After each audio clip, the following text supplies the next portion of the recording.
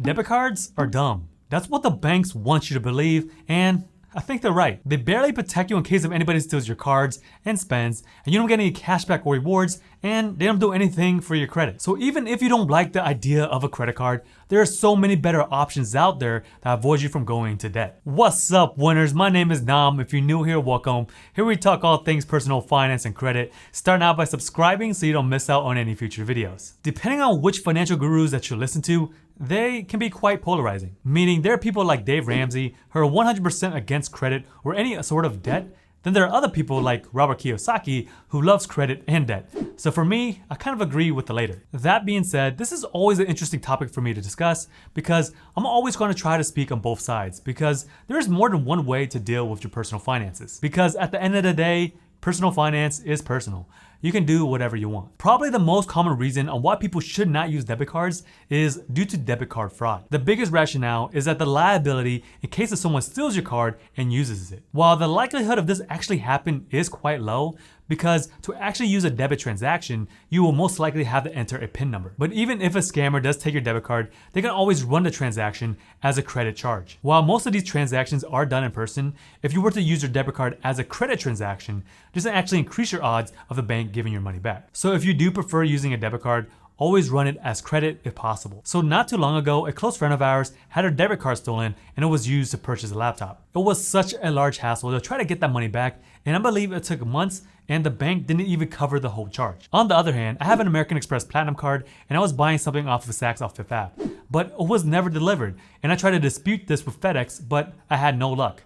So I set up a dispute with American Express and I got that money back into my account that same day. The reason why it's so difficult to get your money back due to fraud on a debit card is that debit cards and credit cards play by different rules that regulate them. So depending on when you report your stolen or lost debit card, this will dictate what is your maximum loss. If you lose your debit card and notify the bank that it is lost or stolen right away, if there are any unauthorized charges after that period, then you're not liable for any charges. But if you do it within 2 days, then your maximum loss could be $50. And for some magical reason, if it has been more than 2 days, but less than 60 days, your maximum loss could be $500. Now the likelihood of this happening could be much lower because if you're weird like myself who checks your bank statements on a daily basis, you will be able to catch this very early on. Now for some odd reason, if you're doing a sabbatical or internet detox and you don't check your statement balance whatsoever for more than 60 days, all of the money that's taken from your debit card, you could be liable for everything. Meaning that if you had $5,000 in your checking account and it got stolen more than 60 days ago, this means that most likely you will never see that money ever again. Now, on the other hand, if you were to use a credit card,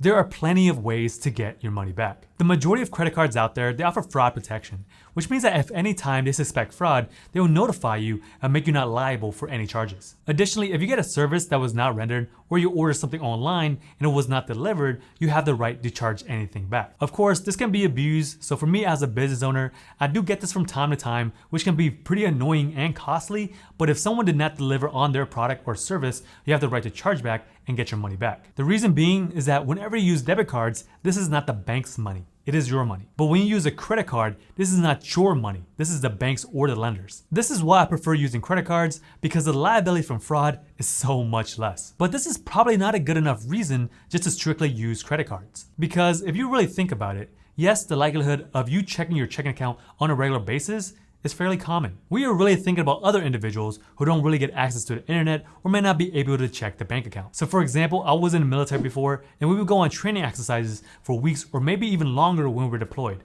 So there may not be an internet connection to know this type of information actually happening. So with a credit card, if you report your credit card as lost after someone uses it, the maximum that you would be liable is only $50. Yes, $50 can be quite a bit for some, but I have not met many individuals out there that were liable for any charges if they reported their credit card as stolen after it was used fraudulently. Now, if you're still not a big fan of credit cards, then I suggest having multiple checking accounts. Have one account for specific type of bills, expenses, or your everyday working capital. The reason being is that in the unfortunate event if someone steals your debit card and uses all of its funds, it can take the bank up to 14 days to give you a response back. And in the meantime, you can have overdraft fees, other companies trying to withdraw from this account, or your checks bouncing, and these fees will really add up. So if you want to protect yourself but still use debit cards, then it will behoove you to have multiple checking accounts for multiple expenses. Yes, this can be extra work on your end, but this is how you would decrease your liability in case of something happens. So on the topic of credit cards and rewards, I would like to thank today's sponsor, Kudos. If you're someone like me, you probably have more than a handful of credit cards. Where the trouble lies is trying to figure out which credit card to use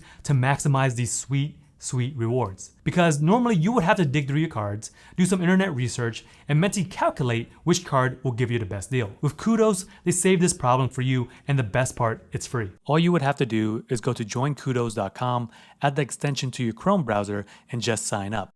From there, you would just plug in your personal information, email, and phone number. Next, you would just add in all of your credit cards that you personally own to your wallet. Now, you don't have to share your sensitive credit card information with Kudos, but if you choose to, it is secure with bank-level 256-bit encryption that autofills your credit card information whenever you are ready to pay, making checkout a breeze. But either way, when you are ready to check out, they tell you which card to use to get the most rewards. You also see additional credit card benefits like travel insurance on travel sites and purchase protection on retail sites. It doesn't stop there. Kudos also has this data-driven new card exploration tool that helps users find new cards that maximize their earnings across different categories. Use my link down below to earn more credit card rewards today with Kudos. Now, another reason on why I dislike debit cards is that they really don't do anything for your credit. Wouldn't it be nice for every transaction that you made, you would get something out of it? Yes, you probably are thinking about rewards, cash back, sign-on bonuses, luxury travels, but this is just the tip of the iceberg. What you don't really get with debit cards is the benefits of growing credit. Now, you can buy everything in cash if you would like, there's nothing wrong with that, but let's be honest here. The majority of people out there don't have $20,000 to $40,000 sitting in their bank account to buy a brand new car, or even $500,000 to buy a house. This is where you want to take advantage of credit or no OPM, which is other people's money. If you are a high earner and able to save for long periods of time and buy things straight up cash, more power to you. But most people out there are not going to be able to do this. So without a credit score, it's going to be really difficult to get access to any type of lending. Additionally, if you are wanting to rent an apartment without a credit score, it's going to be nearly impossible. Some call it a debt card, which it kind of is, but there are so many ways that you can leverage it and use it to your advantage if you use it properly. Now, there are plenty of fintech companies out there that let you spend like a debit card, but at the same time build your credit, meaning that whatever money that you have in your checkings account will be your credit limit. So it's gonna be nearly impossible to go into debt with some of these third-party companies. I have quite a few recommendations down in the description if you'd like to support the channel. Now, the only reason I would ever use my debit card is when I absolutely have to. I'm not talking about using your debit card at Art Color to save that 35 cents transaction fee. I'm talking about actually using it when you need to pull out cash. Now, there are a handful of reasons of why you need to pull out cash. Either you want to go to a casino, certain types of clubs, or Asian restaurants. I do carry around my debit card and just in case as a last resort, but it is rarely used. The thing is that these banks, they're smart. They know how to make you spend more money, and that's why they invented credit cards. Because credit cards are a magical piece of plastic that you can spend on whatever and whenever and not have to worry about it right now. But if you were to treat your credit card such as a debit card, meaning that if you were to spend on something and paid it right away, then you would never have to worry about debt. But for some odd reason, every time I give this advice, I always get a lot of hated comments saying that, why would I need a credit card if I had the cash in my bank? This is a stupid way of thinking due to the fact that you benefit from both sides. You benefit from not paying interest, and you also benefit from building your credit.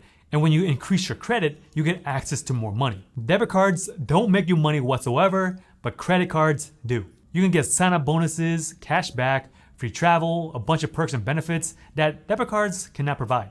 Some people can argue that the cashback is really not worth it because it's really not much money. So for instance, if you have a 2% cashback card, if you were to spend $1,000, you will only get back 20 bucks. Now, that 20 bucks may not seem that much for spending $1,000, but over time, this really does add up. There are plenty of other credit cards out there that offer way more than this, like 5% on rotating categories, so this is something that you can hedge against inflation or the rising costs. This sounds kind of hard since inflation is right around 8%, but usually it is between 2 and 3. So if you were to use your credit cards for most expenses, this can actually help you fight off inflation. But the rewards from credit cards and bonuses are only worth it if you were to pay off your credit card statement every single month and not leave a balance. Because credit card interest rates are pretty high and the majority of them are between 15 to 20 something percent. So if you were to maintain a balance, that interest is going to eat away any value that you get from that credit card. Because at the end of the day, if you want to earn those cashback rewards, miles, or sign up offers, you're going to have to spend some money. So that's why it's best to use credit cards for things that you would have to use for anyways. You're gonna have to pay for gas, you're gonna have to pay for groceries,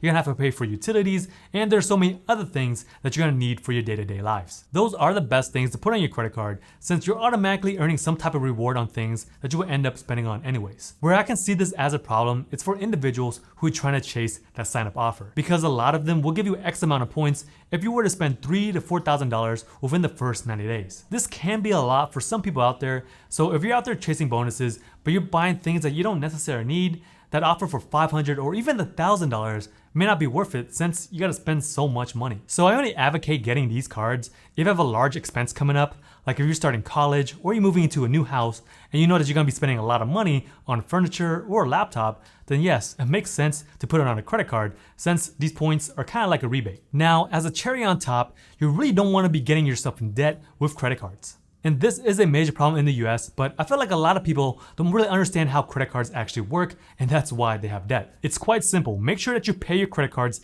in full whenever you get your statement. This way, you really never have debt. I understand that the pandemic had affected many people out there, and credit cards were their main life source. So depending on how you look at it, it can be a pro and a con in an emergency situation. Like for instance, I have access to hundreds of thousands of dollars in credit in case if I do need it. It is nice to know that I have it just in case if I do, but there are repercussions if I do use credit. So the main reason for me making this video is to provide you with the knowledge that potentially could be the power for your personal finances. I understand that credit cards are not for everyone because marketing can be very persuasive.